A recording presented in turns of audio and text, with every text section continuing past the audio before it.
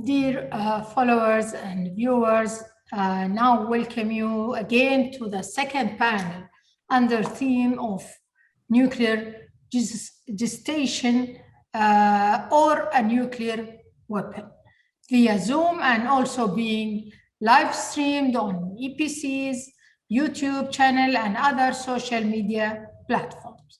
And for those whom they are the Arab following us, they announce that there is an interpretation. You can click on the icon and you can hear the interpretation in Arabic. And now I'm welcoming our distinguished guest speakers, General Udi Dikel, Managing Director and Senior Researcher Fellow of the Institute for National Security Studies. And also pleasure to have Dr. Cornelius Adebahr, non-resident fellow at Carnegie, Europe.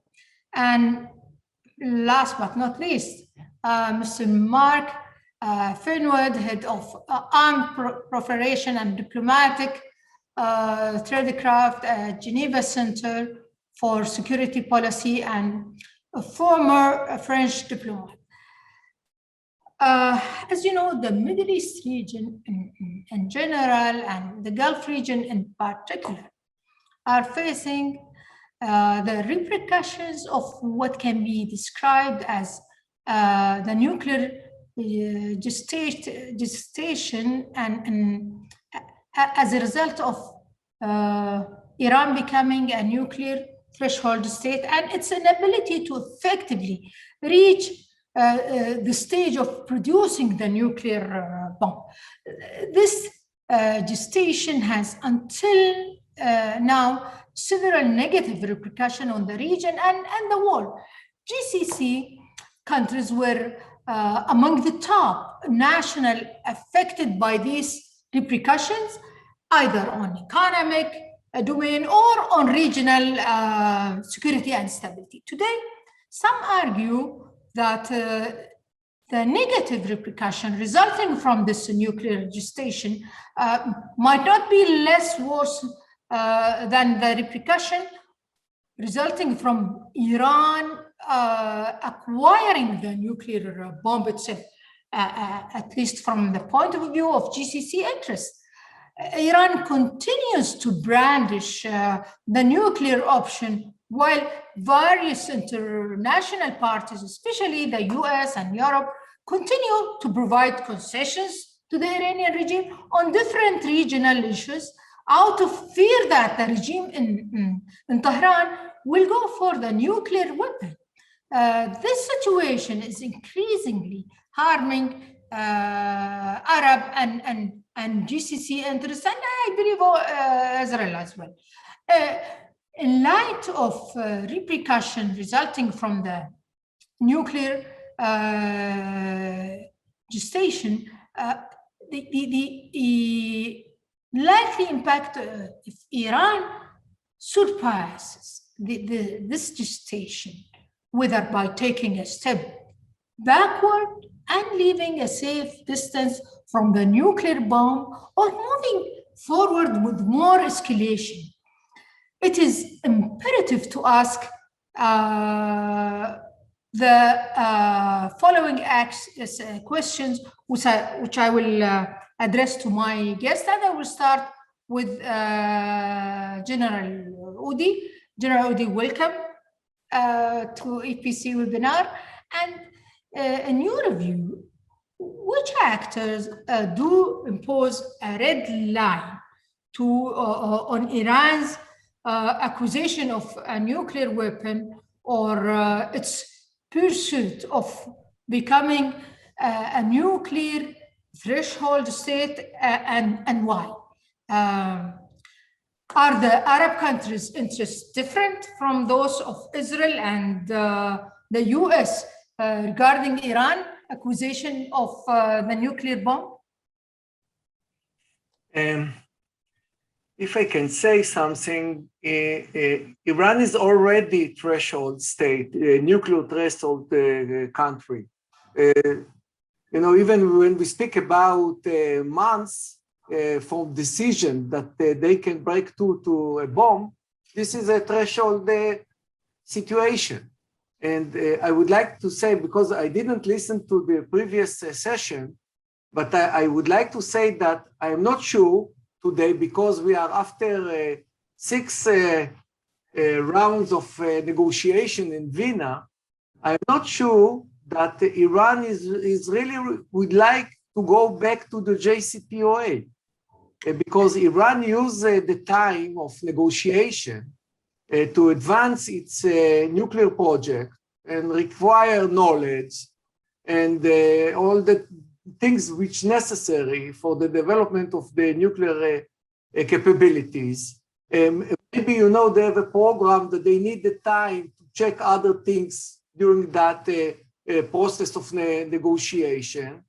And the most, of course, difficult issue concerns the future of the advanced centrifuges and the situation which the enriching uranium up to 60%, and the amount of enriching uranium today is almost for 3 bombs, and there is a producing of metallic fuel. So they are going forward, and nobody understands which they use that time. They are not wait for somebody, okay? They use the time. They are not. I'm not see any eager situation in the Iranian side, and to achieve an agreement or to go back to the JCPOA, even from the economic point of view. So in any case, as I see the situation, I believe that Iran prefer to be nuclear threshold state with all the capabilities that they need, and the option in its end, but not to expose that they have already nuclear bomb, since that it will put Iran under the threat of somebody attack, especially US attack. Maybe we will discuss later on the ability of US attack, and complete isolation from the international and regional system. So for them, it's better that in their hand, there is the decision if they break through or not, that they are on the threshold point, and they can achieve most of the goals of deterrence and the freedom of activity all over the Middle East, because if somebody will do something to Iran, so they will have the excuse to break through the bomb. And this is very serious situation for all of us. You know, we have strategic dialogue with all the countries, the P5+2, let's call it like that. And we try to convince them about the Iranian activity all over the Middle East. It's not important for them. Nobody pay attention about the Iranian negative activity in our region. Everybody focusing about the nuclear and the JCPOA. But what about all the other activities of Iran? This is not on the table. But if Iran achieving the position of threshold nuclear state, which now they have the freedom of activity, operating all its proxies, attacking, American and other locations here, and of course Israel, from my point of view, and it will be very difficult for somebody to create real response to that challenges that Iran pose the region, because everybody will be afraid of that. If something will not good for Iran, they will cross the threshold and become a nuclear state. And this is an issue that we have to understand and to take into consideration today, because otherwise it will be too late to engage with the new situation. Do you share the same view, Mark, with the Udi, that Iran really on the threshold, or? Thank you. Of course, with all due respect, I will beg to differ slightly. I would call or conclude, if I had to lecture to make, I would jump to my conclusion and I'd say that Iran is a sort of quasi-threshold state or would-be threshold state. I know that the concept of breakout capability was at the heart of the negotiation of the JCPOA, this capacity to produce enough fissile material to make a nuclear weapon. Now, in the history of nuclear weapons, of course, there was no case when one country that wanted to develop nuclear weapons was satisfied, was content with producing only the fissile material for only one nuclear weapon. If you want to do it seriously, like Israel or like North Korea, of course, you have to plan to be able to manufacture at least 30 to 50 or up to 80 nuclear weapons. So is Iran, even if it wanted to be in that position, of course, would be far from having this capability. Now, it's true that, as we know, the purpose of the JCPOA was to deprive Iran from this capacity to produce highly enriched uranium in high percentage of purity. So it was kept below 5%, which is the level which is used for civilian uses and energy power plants, and in volumes that would not allow Iran to enrich further up to 20 and up to 90%, which is the weapons grade material. And on the other hand, also deprive Iran from the capacity to produce plutonium, which also could be used for making a nuclear weapon. Now, we know that since the US withdrew from the agreement after 1 year of so-called strategic patience, Iran started to announce clearly that it would stop complying with all these restrictions. So first there was a first set of measures announced by the government, which was presented as incremental, controlled, reversible measures to lift some of the restrictions under the JCPOA. And then there was a second set of measures announced by or decided by the parliament more recently in December 2020 as a result of course, the failure of the Trump maximum pressure and in order to put pressure on the new administration to lift the sanctions and allow return to full compliance with the JCPOA. Now, of course, these measures are more worrying than the previous ones because precisely they don't have only a symbolic content or dimension, they are actually demonstrating the capacity of Iran to enrich up to 60%, even if this level is of absolutely no use for making a nuclear weapon. And by the way, since this was announced, Iran started to reduce the number of centrifuges producing at that level because precisely what it needs for other purposes, fuel for the research reactor is production at 20%. So it started to reduce the production of 60% arrangement.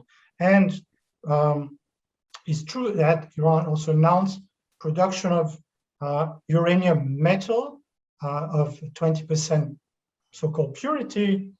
But again, this is not very helpful for a nuclear weapons program. It actually diverts resources from such a program, and it's more for research, to produce the so-called siliciide fuel, which again would help produce fuel and isotopes at the research reactor in Tehran. So, this is nothing really, news groundbreaking.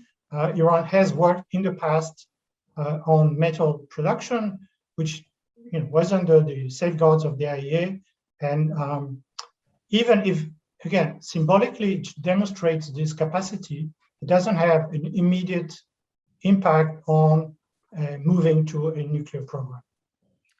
Well, Mark, this depends where you stay.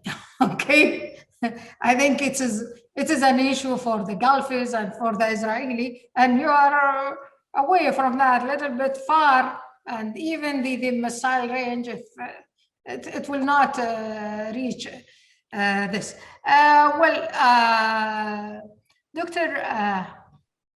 Adebahr, what benefits do you think Iran more? Acquiring the nuclear bomb or becoming a nuclear threshold state and stopping at that stage? Thank you very much, Dr. Al Keti, for the question, and thank you also for leading us right into the heart of the matter.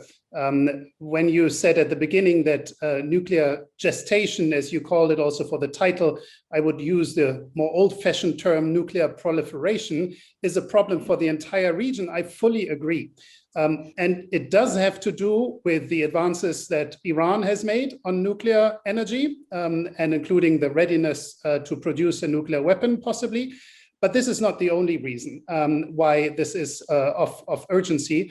It also has to do with the other nuclear programs which have sprung up in the region, notably in your country, the United Arab Emirates, but also in neighboring Saudi Arabia. But speaking of this regional dimension, let me just take issue with one thing that General Udi said at the beginning, that no one cares about the regional escalation. Who has watched European Iran policy for years now, I strongly disagree. The Europeans started out in 2003 with negotiations with Iran on the nuclear file, but also on other baskets, as they were called, the security basket, the political basket. They wanted to tackle these issues because they did not think that a focus on the nuclear program alone would be useful. I don't have to recount the story, how difficult it was to get other world powers to the negotiation table. And in the course of getting them to the table, this regional dimension was fully dropped, and it was decided to focus only on the nuclear program, which worked fine in terms of compartmentalization, as it was called. You just focus on the issue where you think you can find an agreement. And as we all know, this agreement was eventually found with the nuclear deal of 2015. But then again, the JCPOA was meant to be a stepping stone to regional cooperation also. And at that moment, the Europeans again embarked on a process to talk with Iran about the situation in Yemen, the E4 process, bringing on Italy on the way. So they have always had the regional picture in their mind. They are not, I have no doubt about this, the European Union is not a powerful actor in the region. Some member states are definitely more powerful when it comes to bilateral relations. So that's an impediment that the European Union as a whole has, and I'm not going to be shy about this. But it is the intention to tackle these issues, in particular with the regional dimension. And if anything, the last 3 years, ever since the United States left the nuclear deal, has shown us how intertwined both the nuclear file and the regional security file are. So that is something that is on policymakers' minds. And it is something that ought to be tackled. And I have to say, the main reason why it couldn't be tackled over the past 3-4 years is because the United States withdrew, because Arab countries have not made peace with the JCPOA, because they did not want to take this as a building block for whatever regional cooperation could become realized afterwards. Taking the nuclear threat off the table, that was the idea of the JCPOA, to be able to deal with the more conventional regional threats. And we are still in this position where we don't have one, we still have the nuclear threat because the negotiations aren't advancing. And we also have a worsening of the regional security situation. Well, there are, I mean, you can debate this from our side. The Arab, they did not even invite it to the table. They are teethless on that. And the problem that you didn't take it with that deal, there is no guarantees that you will move. You didn't put conditions that with this also you have to move to the regional files, to ballistic missiles. That's why, and also Iran violated that deal by going to enrichment. So if the blame will be on that those who initiated that deal, they didn't make it really successful considering all the issues. They emboldened Iran more and more, and now we are seeing that Iran is moving to the nuclear threshold and might be a nuclear power. General Udi, in your view, which is more risky to Arab and Israeli interests? The current nuclear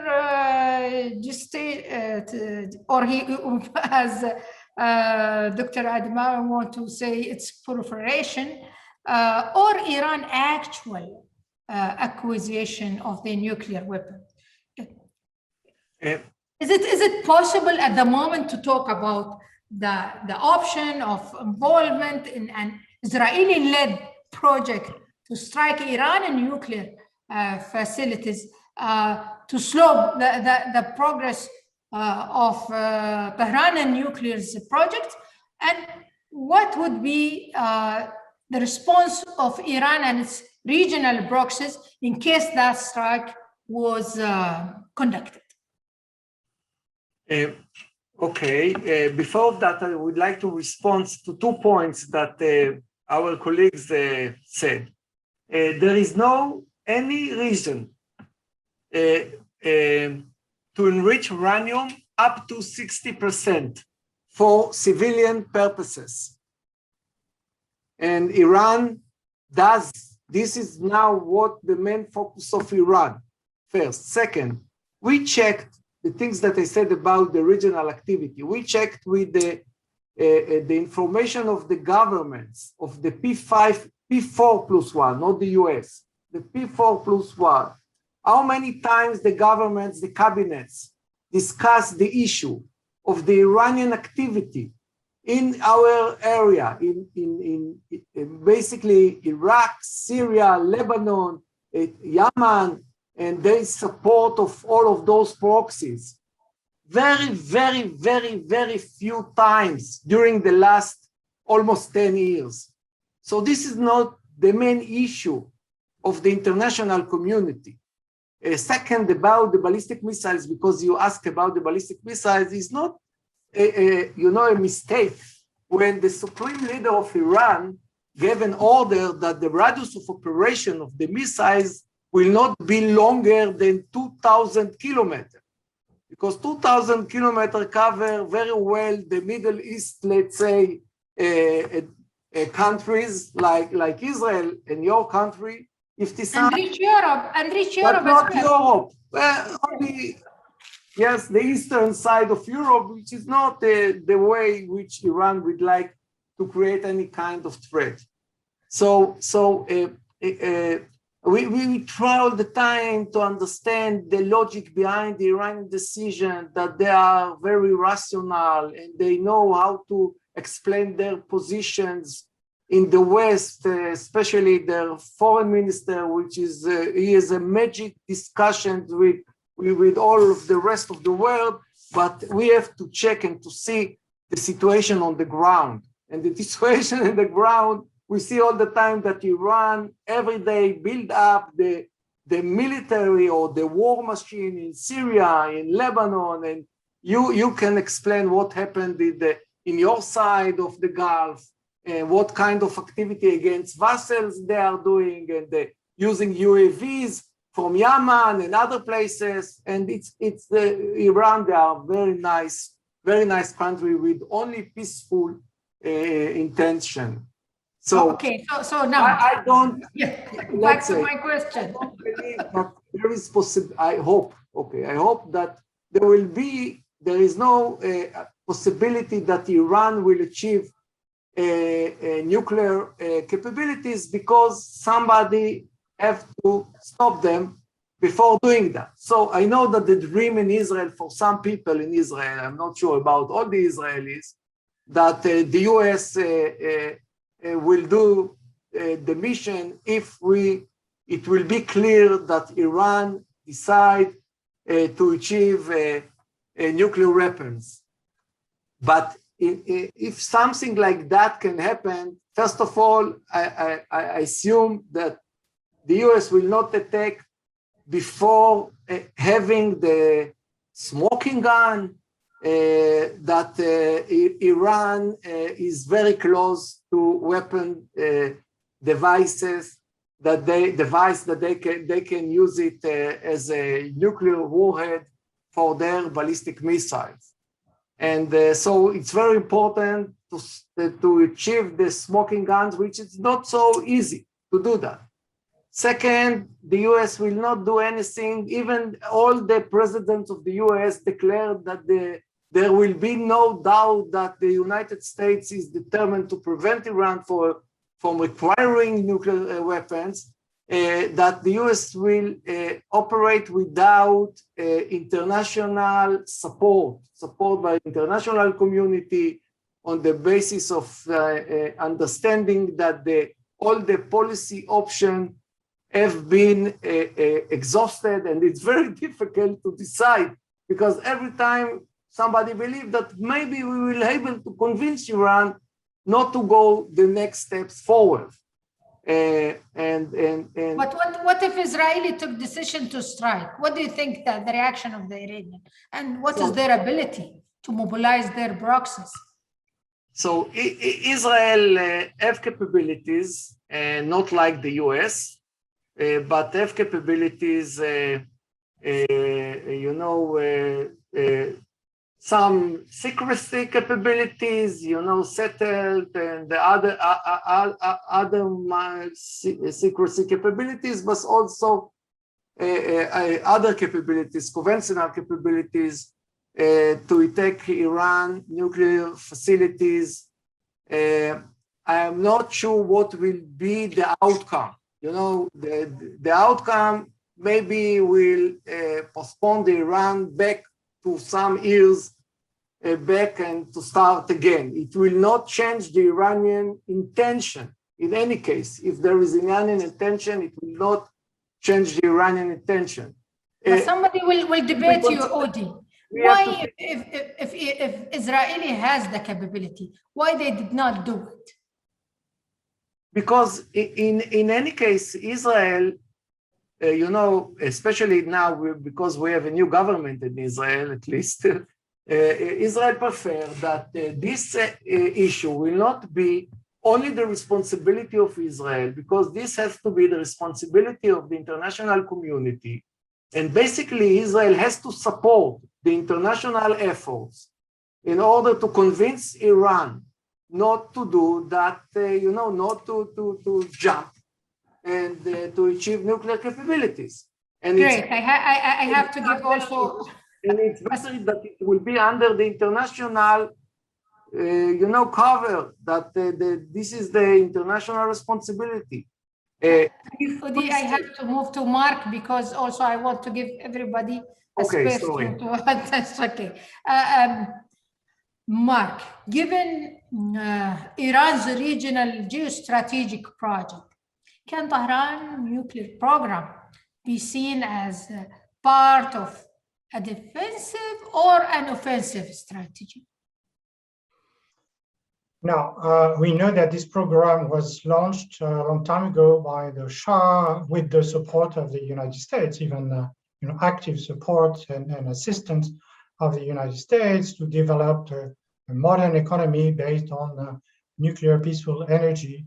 And of course, that was very tempting for Iran due to the regional security environment to be tempted to manufacture nuclear weapons, not so much because of Israel, but because of the Iraqi program under Saddam Hussein. And this is when actually Iran was seriously considering this, and this has been confirmed by the United States National Intelligence Estimate in 2007, that it stopped precisely in 2003 after the fall of the Saddam Hussein regime. And this was confirmed by the IAEA in 2015 with the bilateral agreement between IAEA and Iran, which was endorsed by the Board of Governors and by the Security Council, etc. So there was this international understanding that there were some temptation at one stage to manufacture nuclear weapons, and that it stopped because Iran understood that it would not be in its interest to cross the threshold. It would make Iran a target.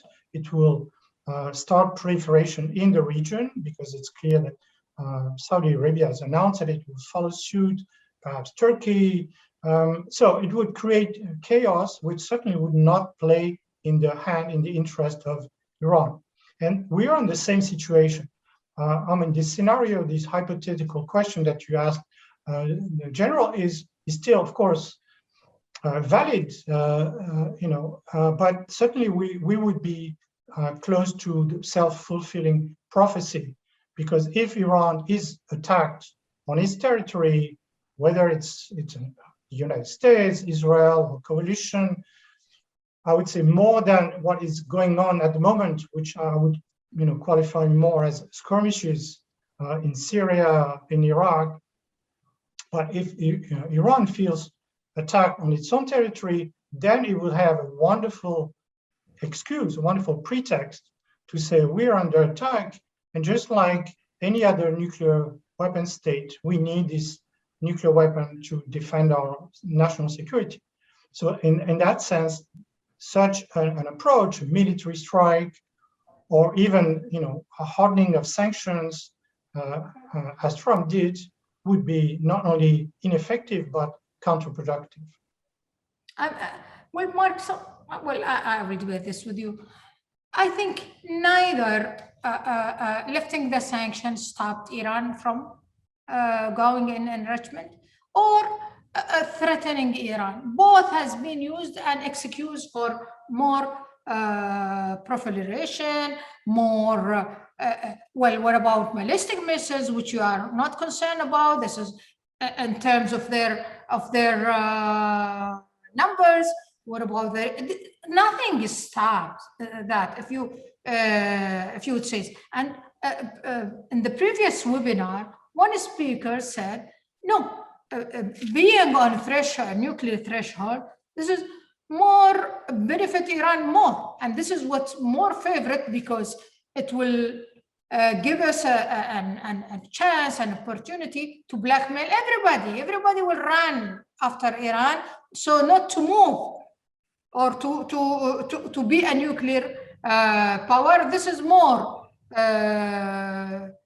profitable for Iran, rather than being a nuclear power, then be exposed to more sanctions from everybody, all major powers, including Europe. Dr. Cornelius, the nuclear agreement would be the issue that Rice's government must have a clear vision on. And Rice's position on the nuclear agreement, negative or positive, would be crucial and would have clear implication for all other issues, despite an attempt by Iranian president-elect during his first press conference to underestimate the importance of such deal. What is your view about this? Thank you, and thanks for raising the nuclear agreement once more. It reminds me of one thing that General Udi said, and which I would like to strongly underline, even though I think we disagree on his interpretation. He said Israel has to support the international effort that Iran does not develop a nuclear weapon. And I wish Israel had supported the international effort that should have prevented Iran from developing a nuclear weapon, which was the JCPOA. But Israel did not support this. To the contrary, it tried to obstruct the implementation of the JCPOA. Now we are in a position where the JCPOA is meant to be revived, meant by all those powers which have signed it some time ago. And I don't think that the new president is the most decisive voice in this field. Yes, he has come out as a critic of the West in general, as an enemy of Israel, no doubt about that. That's just in line with what is demanded by the Islamic Republic. But he has also, because the supreme leader has given the green light for these negotiations, also President-elect Raisi will be supportive of an agreement if and when it comes about. The main idea, I guess, from an Iranian perspective is that the agreement might be negotiated before the new government takes office, because then if anything like sanctions relief comes into play, this will be to the benefit of the then newly elected government. But any blame that could be posed on the previous government for actually having negotiated this. So the tactic of the Western powers, but Russia and China included, to finish these negotiations before the Iranian elections obviously did not play out. Now they will try to finish these negotiations in what is called the lame duck period for precisely these reasons. But the question whether or not Iran will agree to a revival of the JCPOA is not in the hands of the newly elected president. It wasn't in the hands of the old outgoing president. It has always been the Supreme National Security Council, which is the main consultative body for these matters. And once this body has deliberated and the supreme leader has taken a position, this is what the Islamic Republic will implement. So in that sense, if you want to see some good signs in the recent election, then you can say that Iran is likely to speak more with one voice. We won't hear different voices. We won't hear an eloquent US-educated foreign minister speaking and saying different things than people at home would say, but we can expect a more hardline, but in itself unified government approach. And that could, as I say, if you want to find something positive, that could be something positive for all those who have to deal with Iran, that it's clear where the Islamic Republic stands. Well, I mean, the winning of the hardliner wasn't because that not reaching the deal. It is the choice of Khamenei. I mean, it's not because of the others that now I see some Iranian supporting Rouhani, that because of that those hardliners came to rule Iran. It's because something internal. It has nothing to do with external. And Iran, as I said in the previous panel, now choose its way pivoting to the east. It's not caring about the West. Signing this strategic agreement with China, it means doesn't care. What they care more is about lifting the sanctions. It's not about signing that deal or fulfilling their promises to that deal. And I don't have to repeat that they did not fulfill their. General Udi, I know that you want to comment on what Dr. Cornelius said, but I really want to ask you from your military background, if Iran declare itself, you don't like it, but if it declare itself as a nuclear state, which model do you think it will take or it will follow? The North Korean model, the Pakistani model, the Indian model, which model in your point of view? Or you are muted. One sentence that I said that I prefer the international responsibility, but it doesn't mean that I prefer the JCPOA as is. And nobody discuss the ability, there is speaking about longer and stronger. Nobody discuss now what about longer and stronger. And nobody discussed about the idea that I said in the beginning, that maybe Iran doesn't want to really to go back to the JCPOA, because they found the way how to live with sanctions. So they have time, and there is something which one of our main lessons learned, that the timeline of the Iranian is not the same as the timeline of us, of Israel. I'm not responsible for the timeline of others. I believe that the model, I don't know which model, because that will be new model, that will be Iranian model. And it will affect the region, because we used to speak in the past. Now we can start again discuss the issue of the domino effect, which is the collapse of the proliferation regime, a nuclear race in our region, that other countries will try to achieve nuclear capabilities, because each one of those countries need that to protect themselves, or guarantees that Iran will not use.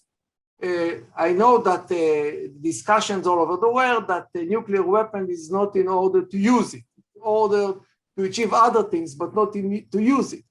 But who can take the risk about that in the region? So other countries will try to acquire nuclear capabilities. So we will find now with the Middle East, with many countries which trying to achieve nuclear capabilities. It will change all the arms race in the region. It affect the stability in the region. It's very difficult will be to create the rule of the game of the new situation. Okay, what is the meaning of that? That Iran have a nuclear capability, that they can give nuclear umbrella for the extreme rogue functions, that the proxies that they operate all over the Middle East. What those, in the previous discussion, you spoke about the PMU in Iraq. What the PMU will decide to do if they know that there's the cover of the Iranian nuclear umbrella. So we will find another situation, dramatic change in our region, which is not so stable in any case. And because of that, it's so important to prevent Iran from achieving the nuclear capabilities. Okay, back to you, Marc. As for the European-Iranian relations, well, we got a notice from Variety. I'm saying, as for the European-Iranian relations, issues raised about the new Iranian president might complicate relations between the two sides and end state of tranquility which these relations enjoyed during the moderate government. These issues include Rice's involvement in some political assassination in the 80s. How Europe is going to deal with that? Well, as Cornelius recalled, of course, the Europeans were the first to start this negotiation process back in 2003, because they were afraid that after Iraq, Iran would be the next target of the United States military intervention. And there were voices like John Bolton, who were in favor of going forward to attack Iran. And they were afraid that, of course, the Europeans were not so far, away from the region. We were afraid of the potential consequences on Europe of, this chaos that would have resulted. And so they have still very strong stakes in ensuring full compliance with the JCPOA, which, despite all its regardless if the racist government does not want? Well, again, it remains to be seen, because they have such a strong interest in having the sanctions lifted that obviously they have no other choice than to accept the whatever package of mutual agreements will be concluded in Vienna. And this, of course, this is very strongly supported by the Europeans. You know, they've tried to mediate between Trump and Iran, and this hasn't succeeded, even to modestly alleviate the pressure of sanctions on Iran. So obviously, it's in everybody's interest now to renew, to revive the JCPOA, and maybe to open the door for new negotiations. And Iran has declared that, of course, they didn't want to put everything on the table now to complicate the restoration of the JCPOA, but they're open for regional talks, including non-ballistic missiles, provided they are not, you know, singled out or the only target of international pressure. You know, as was recalled, this rule of 2,000 kilometer limit on the range of ballistic missiles, this could be accepted as a norm by the region, but it would require some form of negotiation or discussions. And there, you know, there is so many missed opportunities in the region. I will not go back too, you know, far away in history, but you know, there was a draft agreement on making the Gulf region nuclear weapon-free zone, which of course included the Gulf countries and Iran. And this was refused by Egypt because precisely it didn't include Israel. Then there is this long proposal, actually, initially from Iran, then supported by Egypt, of a WMD free zone in the Middle East, which has been rejected, postponed, objected to by the US or Israel. And this is an opportunity. Now there's a UN General Assembly annual conference on this issue, that this is the best possible framework that at least that could be used as an opportunity to address all these questions.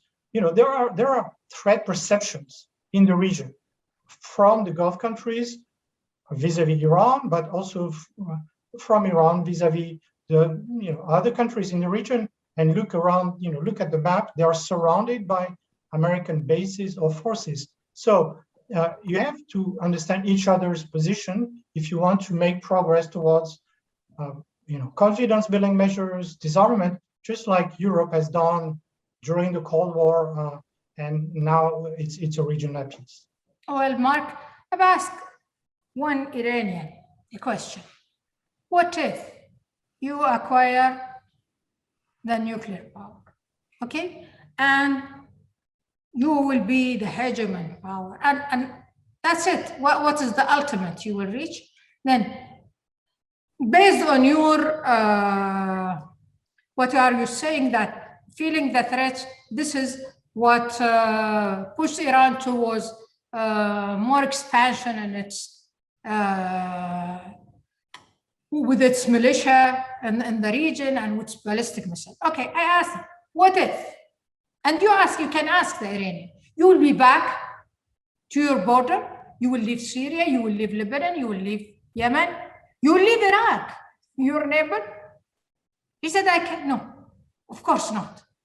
Okay, so it's obvious it's not because of the threat, okay? What the threat can GCC vis-a-vis Iran? Who is threatening who? I think no, we are denying that the fact that Iran has its regional project for hegemony.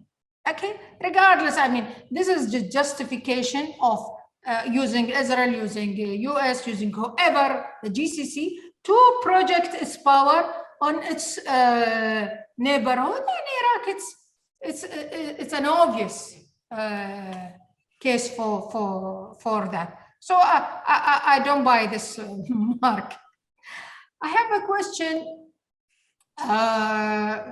for Dr. Cornelius. Now, the American position on Iran's presidential elections might be a forefront for the potential confrontation with the conservative government in Tehran.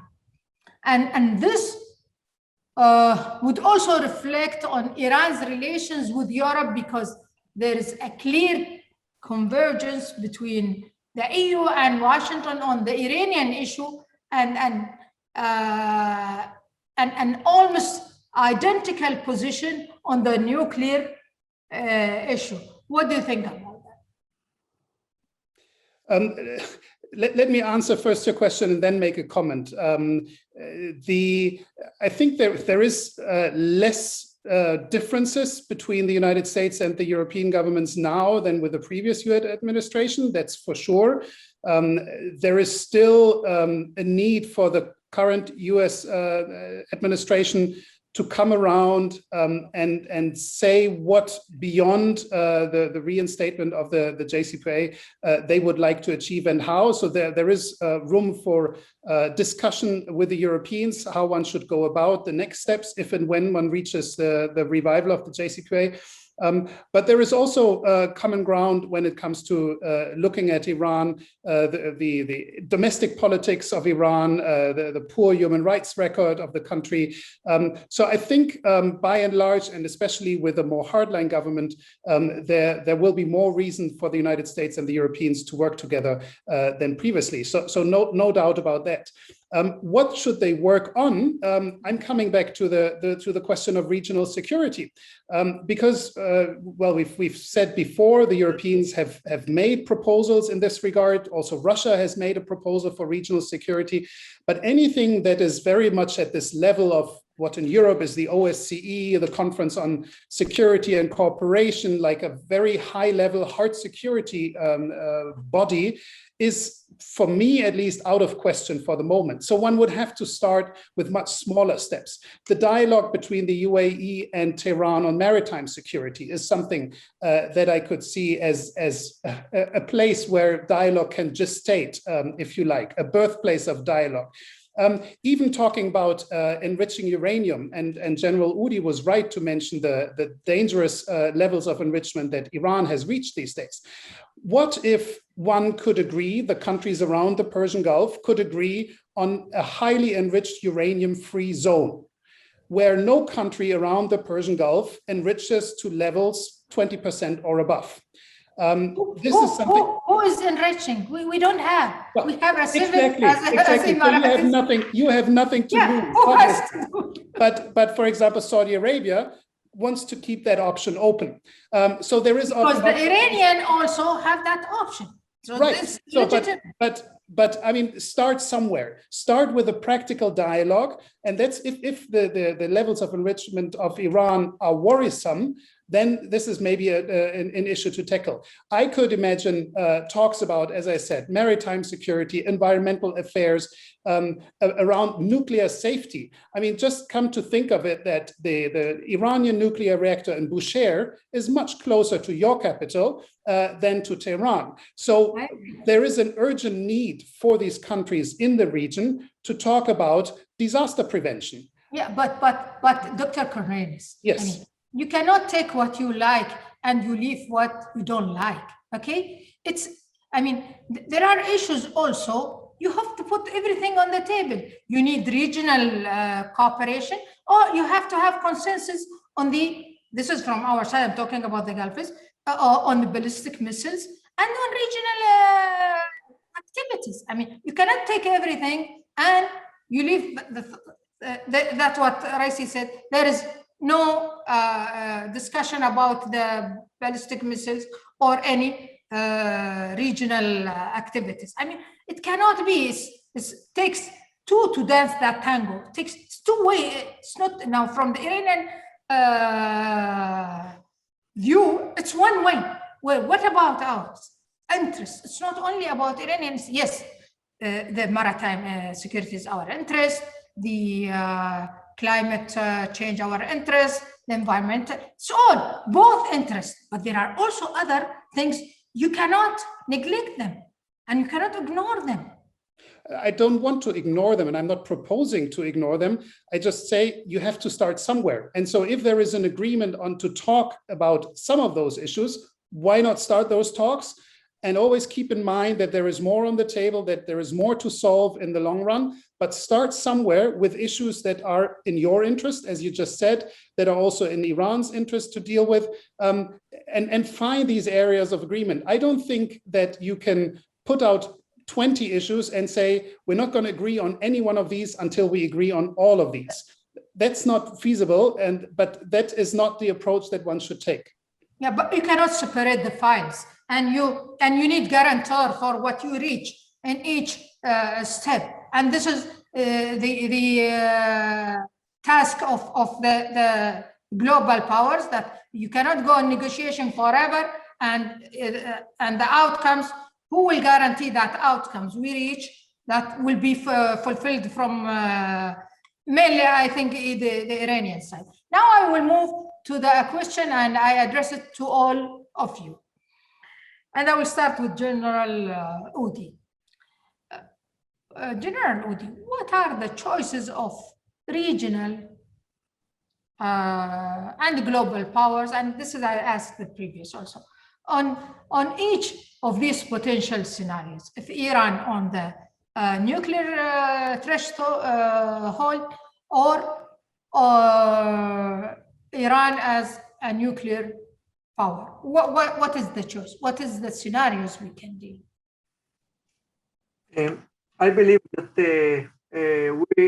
we have to be ready for the scenario that Iran is will threshold the nuclear state, and to understand what are the consequences for all of us in that situation. I think that also the international community have to take into consideration that there is no return to the JCPOA, not because of the international community, not because of the US new administration, because that Iran is not ready to go back to the JCPOA.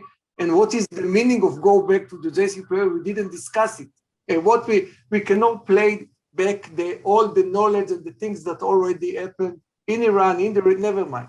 So I believe that, and this is something which we discussed between us even, that we have to think to build up the regional cooperation and how to engage with the situation that Iran is a threshold state with all of the negative implications to the region. So you don't want to admit that Iran can move to a nuclear power?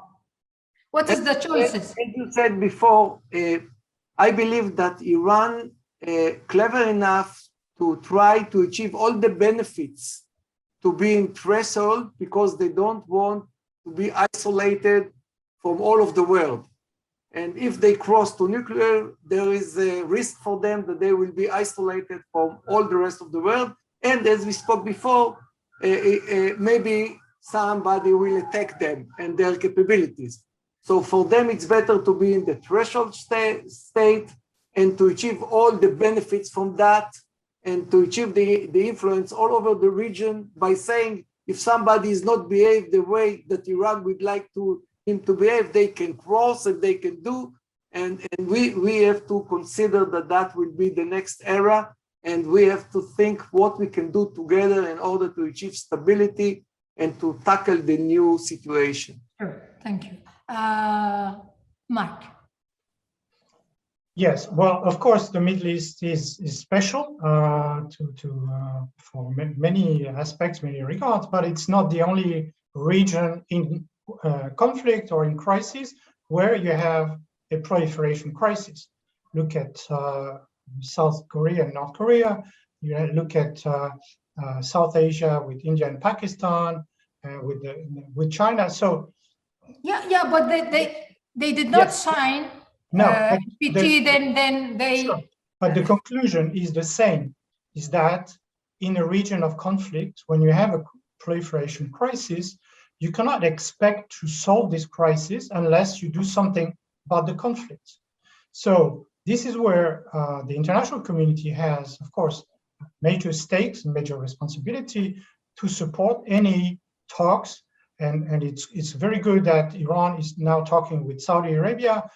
Perhaps they will try and solve the Gulf in Yemen, the war in Yemen, because this is certainly more strategic for Saudi than for Iran, which is just using this as a means of pressure.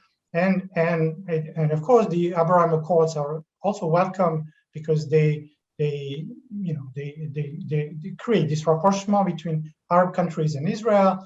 And now we know that the US, it puts on the table reconciliation between Israel and the Palestinians. So unless something is done to reduce the tensions, to solve some of the conflicts which have been going on for years, nothing will be achievable regarding this risk of nuclear proliferation.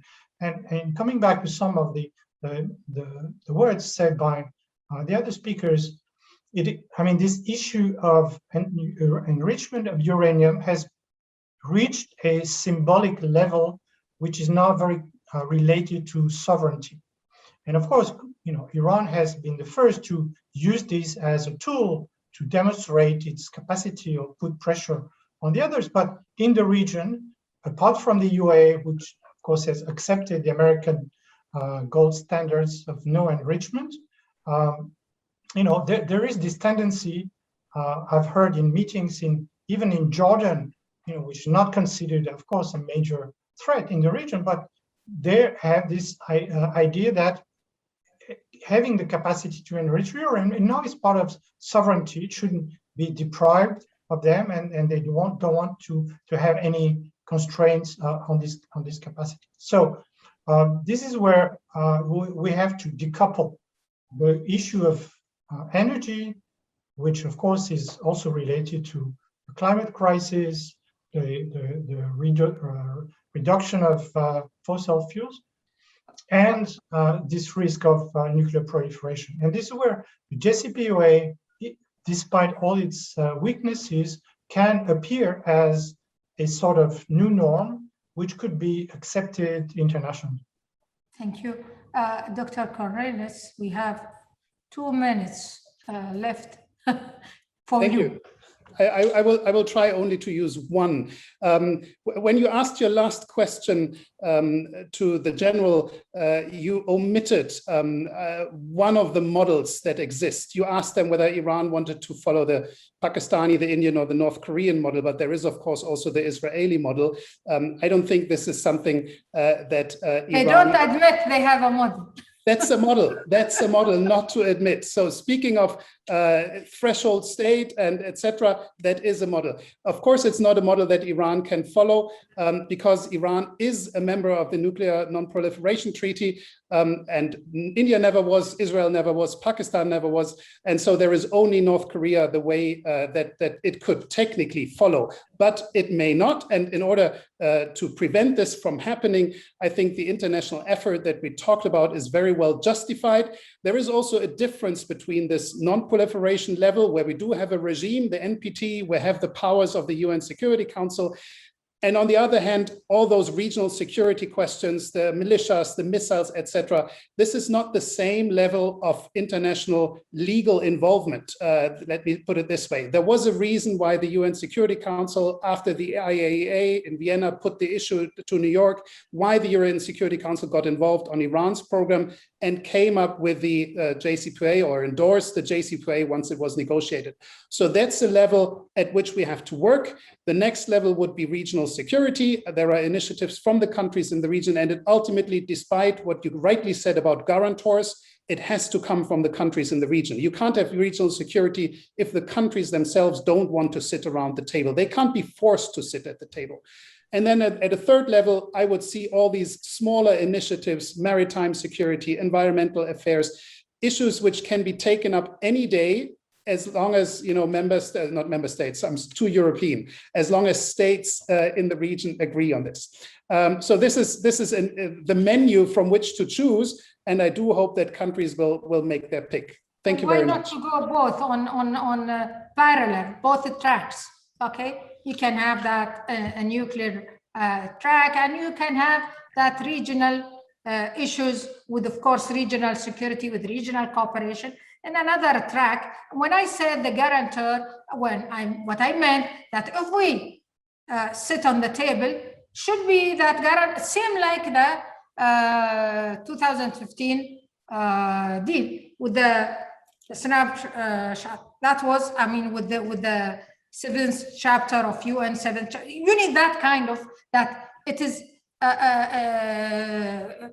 can guarantee that something can be fulfilled from all parties. With this, I would really thank you so much, General Udi, Marc, and Dr. Cornelius, for your really, I enjoyed this. It was rich, and we really debated each other. And I think our followers enjoyed that. Thank you very much. And for our followers and viewers, we have the third panel. After half an hour, you can use the link and register again in 45 minutes and join us. Thank you so much. Thank you. Goodbye.